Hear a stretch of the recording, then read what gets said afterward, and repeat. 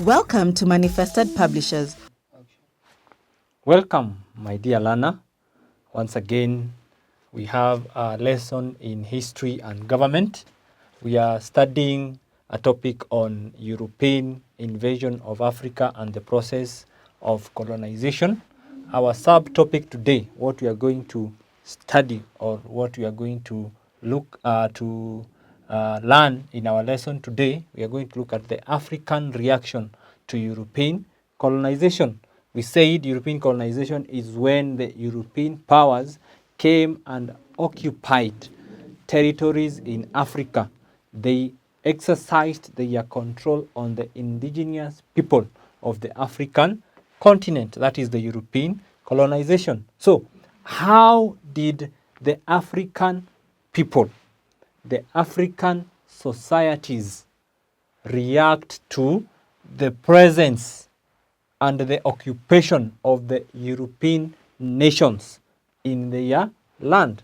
Which are these European nations? We have talked of very many countries that colonized or acquired colonies in Africa. Are you able to remember some of these European powers that got colonies in Africa? Mention some of them. You could note them down. Which are these nations? Yes, very good. We had France, we had Germany, we had Belgium, we had Italy, we had Britain. Very good. These are the nations that acquired colonies in Africa. Now, in our today's lesson, we are going to start looking at how did the Africans react.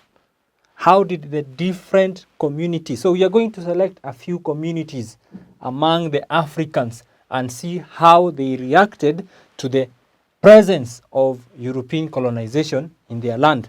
So they reacted in two major ways. They reacted in two major ways. So the ways in which the Africans reacted. Number one was resistance. Resistance. What is to resist? They refused to welcome the European powers to control their land, to control their resources, to control the way they lived. That is resistance. Some of them used military.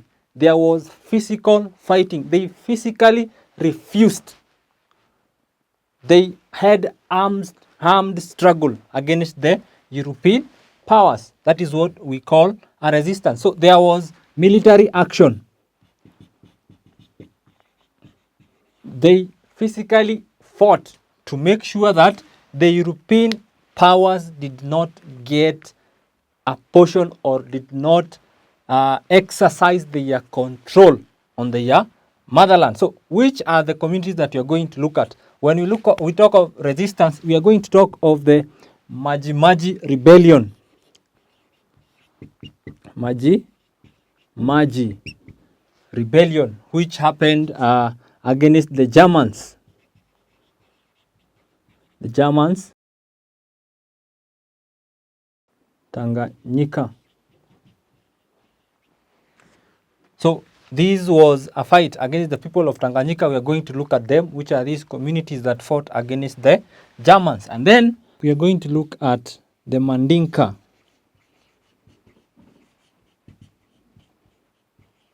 The Mandinka resistance.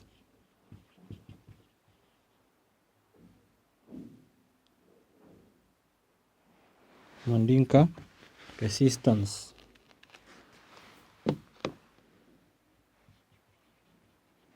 This was in West Africa.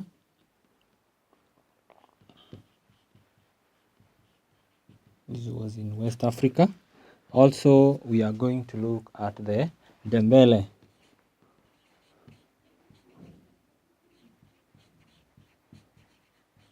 Resistance. This was in South Africa.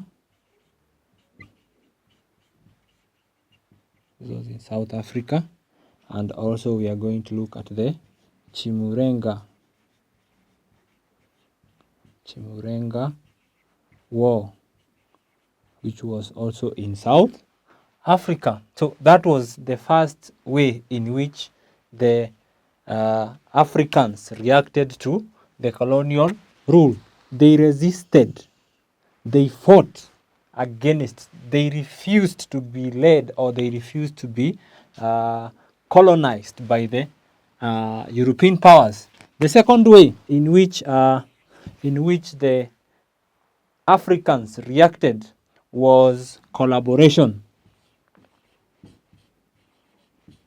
Collaboration. So when you mean, what does collaboration talk, or what does collaboration mean? It means to work with.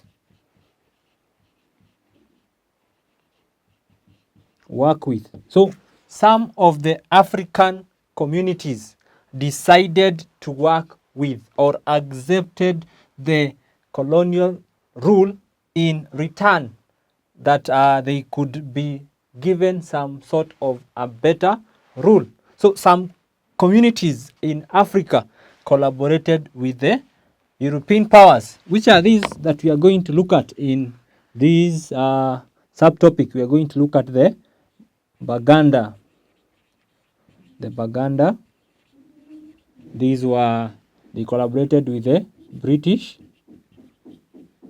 And then we are going to look at the Lozi, right? They are led by somebody known as Lewa Nika. So we are going to look at these two communities that collaborated with the European powers. So, my dear learners, I want us to start with the Maji rebellion.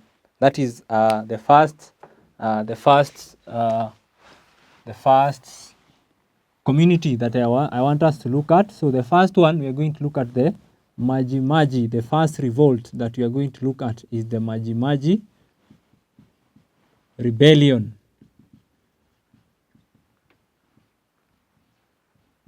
The Maji rebellion. So my dear learner, one thing I want you to note is that the Maji rebellion took place in Tanganyika,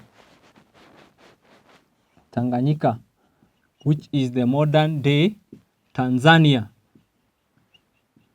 So that is where the rebellion took place.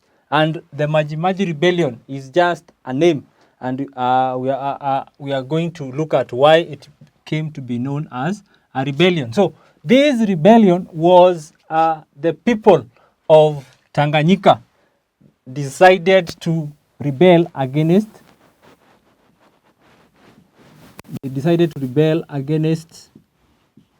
the Germans. They decided to rebel against the Germans. Not that they were fighting against the Germans who had come to occupy their land in Tanganyika. So, which are these communities? There were so many communities that were involved in this revolution. So, let us look at the communities that were involved. They included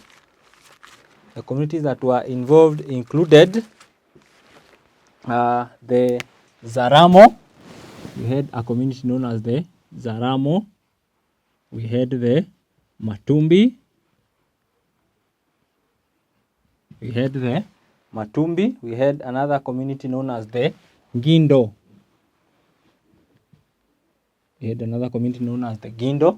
And then we also had another community known as the Ruguru. Another community known as the Pogoro. The Zaramo, the Matumbi, and the Pogoro. We have another community known as the Bena. And then we have another community known as the Dendeule.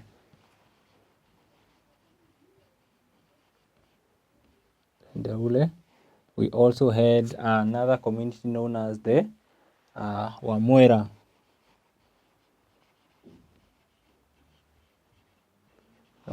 And finally, we had another community known as the Bunga. The Bunga. So, my dear learner, I want you to note these communities, each and every one of them had their own way of life.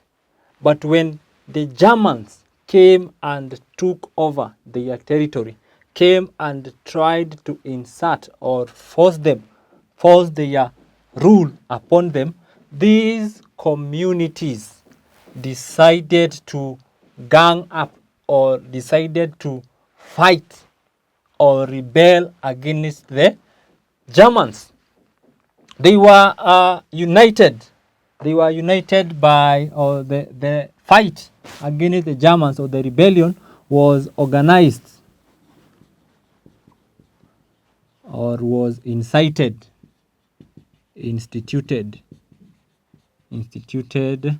by someone or a priest who was known as Kinjekitile.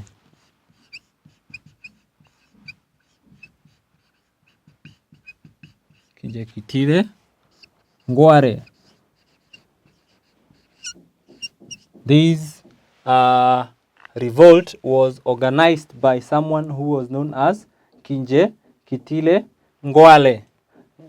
Actually, it's an L. Kinjekitile Ngwale, who was a priest at that time. So these priests decided to, or made some magic water. Magic water,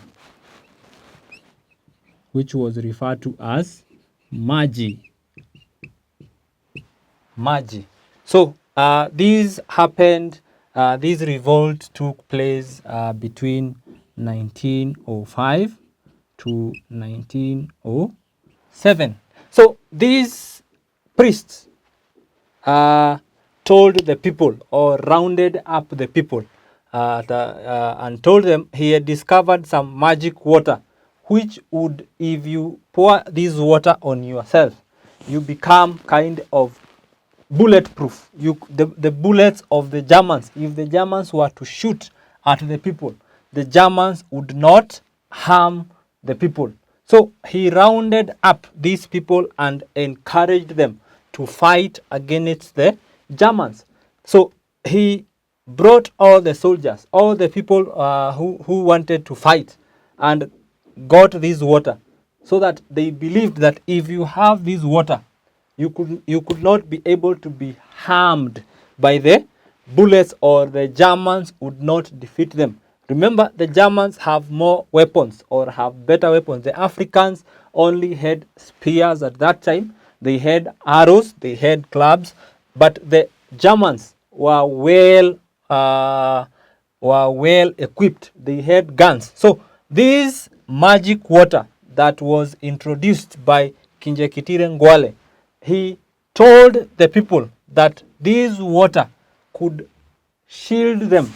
It's kind of, I'm sure you have seen when the soldiers are going to war, they usually wear a bulletproof vest to shield them from being attacked or from them getting the bullets. So Kinjekitile Ngwale made sure, or rounded up the people, incited the people by telling them this water would heal them, or would protect them from the attacks of the Germans. Now, my dear learner, you ask yourself a question: why is it that these people, these communities, the Zaramo, the Matumbi, the Ngindo, the Luguru, the Bunga, all these communities that together brought, or were known as the Tanganyika, right? Because this empire, or this territory as known by the Germans, was referred to as the Tanganyika. Why is it, or what really made them to fight, or start even believe that there was a magic water that would make them fight against the Germans? What are these reasons that made them to really fight against the Germans? So we are going to look at the reasons for the resistance or the causes. We're going to look at the causes of, we're going to look at the causes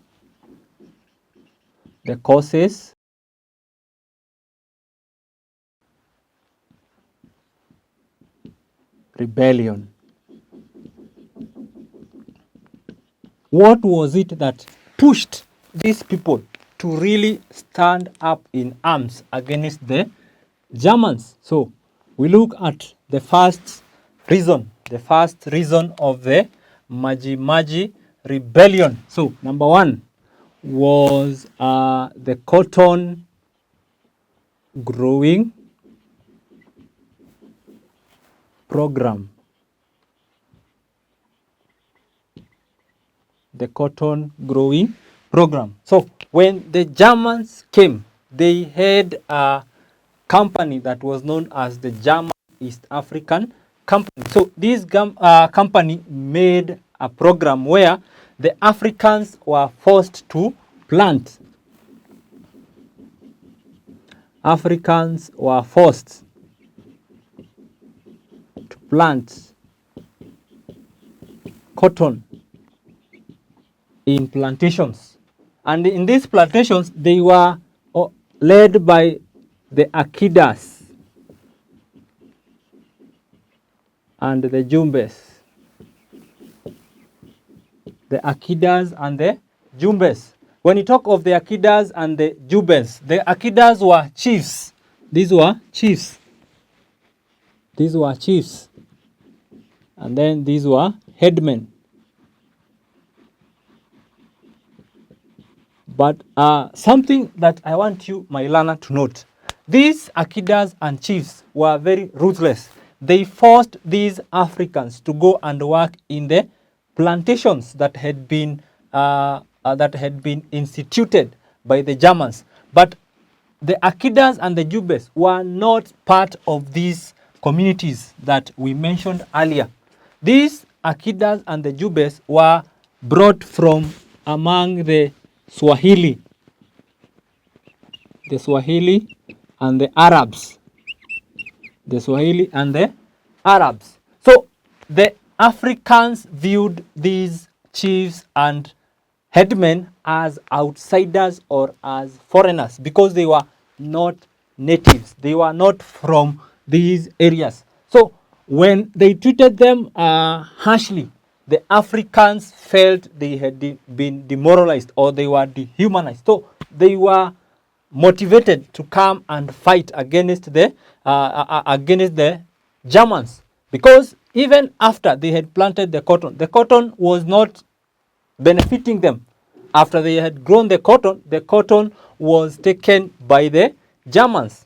On top of it, these leaders or these people who were supposed to look or to take control of this program, they were very harsh, the Akidas and the Jumbe. So that is the first cause or the first reason why the Africans rebelled, or the people from Tanganyika, those communities that we have just mentioned, revolted against the Germans. Number two, or the next cause that made the traditional communities in Tanganyika to fight against the Germans was taxation.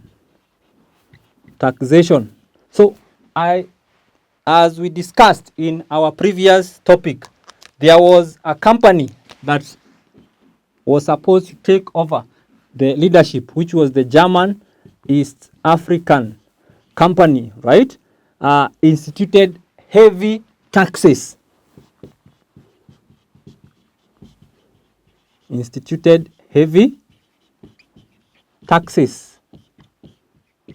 Against the Africans. This made them very angry, because they were supposed to pay tax because of having, for example, a hat, right? They had supposed to pay tax on everything or on every activity they had. The number of animals they had, they were supposed to pay tax for those animals. This made them very angry. Also, the way this tax was collected was inhumane.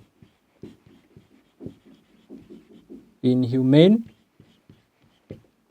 tax collection.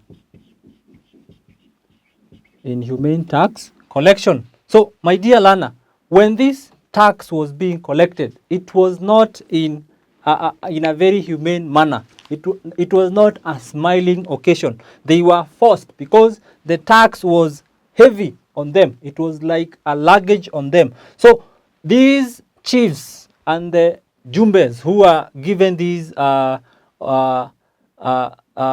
duty of getting these tax, they really were very harsh in how they collected the tax. Those who could not pay the tax were flogged, right? There was also flogging, yeah, of defaulters. We can call them defaulters. Those who were unable to pay tax were punished. They were whipped. They were beaten up because they were unable to pay the taxes. So taxation was a very emotive issue among them that really made them to fight or rise up and resist the rule of the Germans. Let us look at number 3, sexual abuse. Sexual abuse of the women. So you'll find that the Germans, or those people or the army who had come to take control of their land, the Germans were abusing, they were raping their women, right? They were raping their women, and according to their religion, these, if you are found guilty of rape, it was punishable by death. So this is according to the Gindo custom. So this is a custom or their religion. So if you are found guilty of raping or rape, so they were raping. If you are found guilty of raping a woman or a lady, you are supposed to be punished by death. So these German officials were raping or abusing their women. So the revolt was a kind of punishment on them because they were abusing their women. Number 4, or the next reason, loss of land.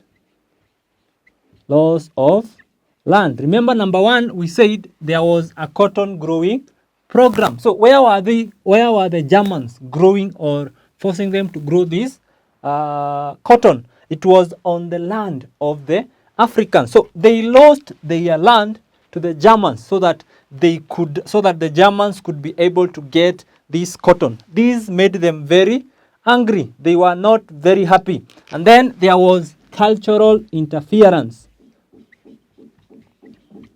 There was cultural interference.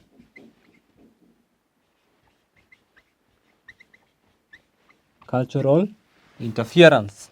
So you'll find out that the German officials were burning down. They burnt down the sacred huts where the communities went to worship and where the priests were taking, or they were leading the worship of the traditional communities. They also disregard of the customs. The Africans had their own way of doing things. There were things that could not be done, others they had to be done in a specific way. But when the Germans came, they did not respect the wishes of the African people. So this made them very angry. So that is all about cultural interference. They won they were burning down and destroying every kind of worship or the sacred places where these people revered, where they could go and worship, where they could go and make their prayers. The German officials came and destroyed them. They also commanded these chiefs and the headmen to destroy these places or to destroy their way of worship. They could not respect and honor how they were worshiping. Let us continue, move forward, and make further further steps and look at what are these other reasons or other causes for the Maji rebellion. We have looked at cotton growing, taxation, the sexual abuse of the women, laws of land, the cultural interference by the the German officials. So let us look at the next one, which is laws of independence.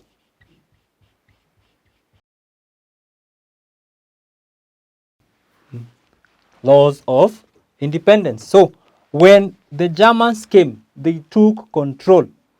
They took control of their affairs. The Germans took control of the affairs of the traditional people. So the people wanted to regain, right? They wanted to regain their own freedom. They wanted to go back to how they did things before the coming of the Germans. So they had to come up and fight. They had to come up and revolt against the people so that they could get the freedom that they so much enjoyed before the coming of the Germans. Let us look at the next factor, which is forced labor. Forced labor. As I mentioned earlier, my dear learner, in the cotton growing program, the Africans had to be forced because they were not willing to go and farm cotton. Also, the Akidas and the Jumbes were very harsh.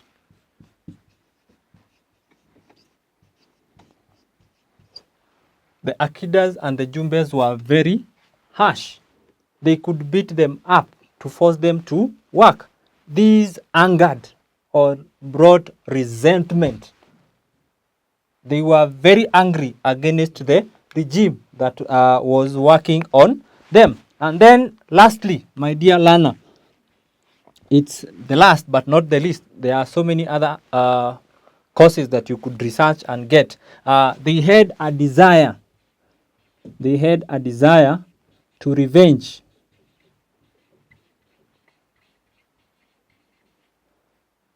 They had a desire to revenge. To revenge for the Ngoni. A desire to revenge for the Ngoni. So, my dear learner, in 1898, that is some few years before the Germans instituted their rule on the people of Tanganyika, they lured Ngoni leaders into a fort in pretense of making an agreement, right? But when the leaders got there, they were shot. So all those leaders who went into that fort were shot by the Germans. So the Ngoni wanted to revenge against the Germans because of these leaders. Most of the Ngoni leaders died in that fort by being shot at. They were killed by the German leaders. So the Ngoni were willing to fight so that the blood of their leaders could be avenged. So, my dear learner, these are just some of the causes or the reasons why the Maji revolted or rebelled against the German rule. So, as we end our lesson today, my dear learners, I want to give you a quiz that will help you revise for what we have mentioned in our class today. So, my dear learners, this is the assignment I want you to attempt. Number one, identify the two ways in which the Africans reacted to the European colonization. And then number two, state and explain the causes of the Maji rebellion. And then lastly, from which communities did the Akida and the Jumbe come from? And with that, my dear learner, we have come to the end of our lesson. Have a nice time. Thank you for choosing to study with us. For more information, you can call us on 0724 173845.